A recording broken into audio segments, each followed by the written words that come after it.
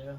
I come to you today to take the Manhattan District Attorney terrorist case against Luigi Mangione fell apart on Tuesday, as New York judge found the evidence had not established he committed a terroristic attack by allegedly killing United Healthcare CEO. The decision to dismiss the two top charges against Luigi's murder in the first degree in furtherance of an act of terrorism and murder. In the second degree as a crime of terrorism marked a victory for the 27-year-old, who could have faced a mandatory life sentence. Still, he faces a count of second-degree murder that could result in a sentence of 25 years to life. If convicted, a separate federal death penalty will be able to use. We turn this over. We're in court right now in Manhattan. Right now, 27-year-old Luigi Mangione.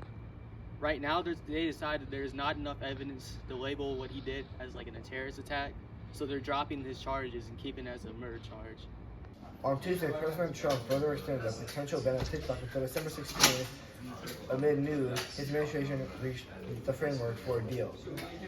In an executive order on Tuesday, Trump set the new deadline for December 16th for Beijing-based ByteDance to divest from TikTok over national security concern or face a ban from the United States.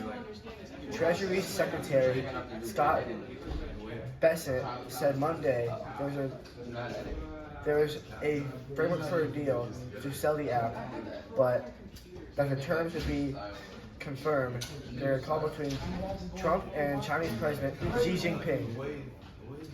I'm going to hand it over to Brian Mazzaro. Monday, the deal closely resembles one nearly announced in April that would reduce ByteDance's ownership stake to less than 20% of the company and would completely remove the ability of the Chinese Communist Party to access the data of U.S. servers. Tuesday's order marks the fourth time Trump has extended the deadline imposed by a bipartisan law passed by Congress last year and upheld the Supreme Court despite the clear intent of the statute that the president does not have the authority to issue such extensions. In Boston, immigrants are being detained while going to work outside courthouses and at store parking lots in Metro Boston. President Donald Trump targets so-called sanctuary cities in his effort to ramp up immigration enforcement. His families hold up in homes, afraid to leave and risk detainment. Advocates are reporting an increased presence of unmarketed U.S. immigrants in customs enforcement vehicles sitting in parking lots. Israeli Prime Minister Benjamin Netanyahu announced Tuesday that he is set to meet U.S. President Donald Trump at the White House later this month. Speaking at a news conference, Netanyahu referred to a phone call with Trump on Monday in which he invited me to the White House, and that will happen in 2 weeks on Monday, Netanyahu said.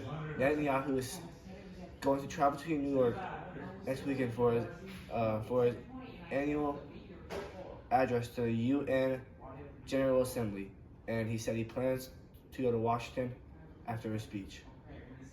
This will be the fourth visit to the White House since the beginning of Trump's second term. Netanyahu said he had held several phone calls with Trump since Israel's unprecedented attack on Doha last week, describing all of them as excellent, referring to reports around Israel updating the U.S. of the attack. Netanyahu insisted, "I made the decision myself with my closed cabinet. It is my responsibility, and we did not involve the White House." Student loan borrowers who are entitled to debt forgiveness but haven't been able to get it under the Trump administration may face an enormous tax liability. The American Federation of Teachers said in a new court document. The teachers union, which represents some 1.8 million members, launched its legal challenge to the U.S. Department of Education in March and is now seeking a action status. The AFT has said Trump officials are denying borrowers access to student loan forgiveness programs, including income-driven repayment plans or IDRs. Those plans tie a borrower's monthly bill to their income and lead to debit cancellation after a certain period. Any borrower who is currently eligible to have their loans canceled under the IDR plans, such as IBR, but whose cancellation is being withheld by the department, risks their cancellation being taxed as federal income if the cancellation is not processed before January 1st, 2026, the filling ends. Right now we're in the White House. Recently, the United Nations, they've been trying to negotiate with Israel to release hostages from Gaza.